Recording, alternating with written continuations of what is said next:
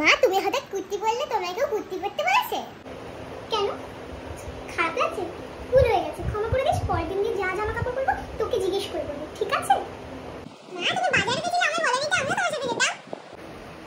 ও ভুল হয়ে গেছে দিদিমণি, আমাকে ক্ষমা করে দিও। কালকের পর থেকে তোমাকে জিজ্ঞেস করে তারপরেই আমি বাজারে যাব। আজকের মতো ক্ষমা করে দাও।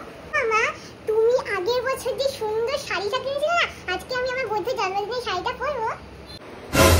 ও হ্যাঁ, আমি তো আমার সব শাড়ি তোর জন্য, তোর পিসির জন্য, তোর ঠাম্মার জন্য, তোর দিদার জন্য, সবার জন্য কিনেছি। আমার পরার জন্য তো কিনিনি। নিয়ে যা, আলমারিটা ধরে নিয়ে যা, ভালো হবে। যাও। মা আজকে এত রেগে আছে কেন? যে মাকে কিছু ভালো ভালো কথা বলি। ও মা জানো তো আজকে মাটনের ঝোলটা না সুন্দর হয়েছিল।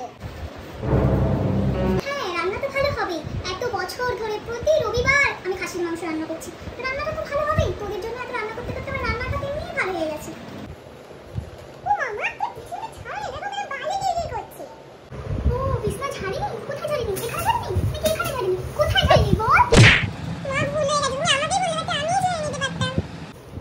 ও তাহলে যখন নিজেই করবি তাহলে আমাকে ডাকলি কেন? যত সব, আমার কোনো কষ্ট লাগছে না। ए राजा जी, ए राजा।